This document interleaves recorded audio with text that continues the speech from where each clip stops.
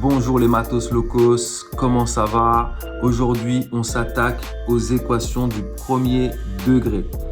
Ici, je vous ai mis deux niveaux de difficulté. Dans la vidéo suivante, vous en avez deux autres. Avant de commencer, n'oubliez pas de liker, de commenter, de vous abonner et surtout de passer un happy day. C'est parti. Exercice grand A, niveau intermédiaire, on doit résoudre l'équation du premier degré suivante. Le but est d'isoler l'inconnu. Vous devez avoir x tout seul à la fin d'un côté et un nombre de l'autre. Au final, vous allez obtenir quelque chose comme ça, x égale. Voilà. Donc, je vais dans un premier temps regrouper tous les x d'un côté et les nombres de l'autre. Donc, le moins 25x qui est à gauche, je le laisse à gauche, il reste à gauche.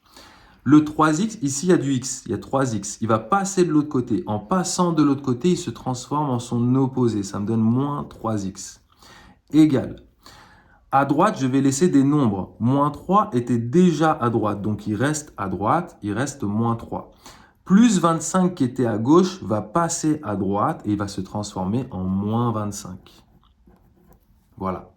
Et maintenant, je peux ajouter les x entre eux. Ici, j'ai moins 25x moins 3x. Ça me donne moins 28x. Ici, j'ai moins 3 moins 25, ce qui me donne moins 28 aussi. Maintenant, je peux diviser des deux côtés par le nombre qu'il y a devant x, donc moins 28, pour le faire disparaître. C'est comme si je divisais donc des deux côtés par moins 28. Toute opération que vous faites d'un côté de l'égalité, vous devez l'effectuer de l'autre aussi. Ici, notre objectif, c'est de faire disparaître le nombre qu'il y a devant x. Et pourquoi est-ce qu'on fait ça? Parce que moins 28 divisé par moins 28, ça me donne x exactement, c'est ce que je voulais. N'oubliez pas que pour tout nombre, sauf 0, a divisé par a vaut toujours 1. Ça, c'est la règle que j'applique ici. Ok? Vous pouvez l'écrire quelque part sur votre feuille de brouillon ou en note ici à côté. Ça me donne donc x ici, super, c'est ce que je voulais. Et à droite, il s'avère que j'avais le même nombre là, moins 28 et moins 28. Donc en fait, ça va me donner 1. Mais ça, c'est un hasard, ça arrive de temps en temps. Voilà, j'ai résolu ma première équation. Passons à la seconde. Ici, mon problème, c'est que le x est coincé dans la parenthèse là et là. Donc, je dois le libérer parce que mon objectif, c'est toujours d'écrire x seul d'un côté à gauche de préférence. Donc, pour pouvoir libérer le x ici et là, je n'ai pas d'autre choix que de développer. Je vais donc développer. Ici, ça va me donner donc moins 3x, moins 6, donc moins 3 fois x et moins 3 fois 2, plus 2. Le 2 qui était là, il ne faut pas l'oublier. Égal. 3 fois x, ça fait 3x. 3 fois moins 3, ça me donne moins 9. Et le moins 7, toujours, il ne faut pas l'oublier. Ici, je peux ajouter moins 6 plus 2 et moins 9 plus 7. Je vais le faire avant de continuer mes calculs. Ça me donne donc moins 3x. Faites attention à ne pas oublier des termes d'une ligne à l'autre. Moins 6 plus 2, ça me donne moins 4. Égal. 3x qui est là reste là. Moins 9, moins 7, ça me donne moins 16. Et là, en fait, regardez, je tombe exactement sur le niveau précédent intermédiaire. J'ai exactement le même type d'équation à résoudre, d'où le fait que c'est un niveau avancé, car il y avait une ligne de développement à faire. On développe pour libérer l'inconnu, pour ensuite pouvoir réduire et résoudre l'équation. Et bien, je vais faire comme tout à l'heure, je vais faire passer tous les x à gauche.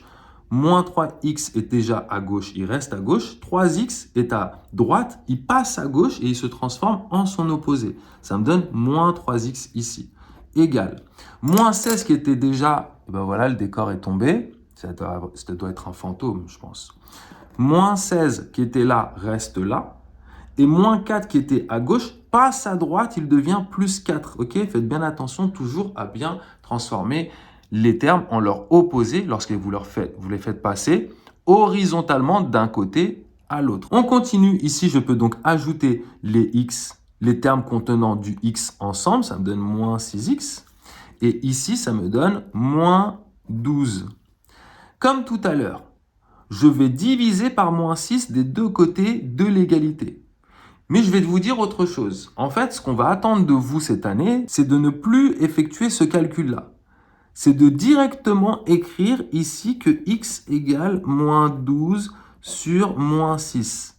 Vous prenez le moins 6, vous le faites passer de l'autre côté, mais comme il était en produit ici, il passe en division de l'autre côté. Ce serait bien que vous appreniez à faire ça le plus rapidement possible. Si vous n'êtes pas encore à l'aise, vous continuez à faire cette étape-là en premier. Donc, vous faites une étape où vous divisez par moins 6 là et là pour ensuite arriver à cette ligne-là. Ok, mais au bout d'un moment, vous allez voir, vous en aurez marre et vous allez directement écrire ça de cette manière-là. Et là, je peux faire le calcul. N'oubliez pas, ici, vous risquez de perdre des points sinon. Moins 12 divisé par moins 6. Moins et moins, ça fait plus.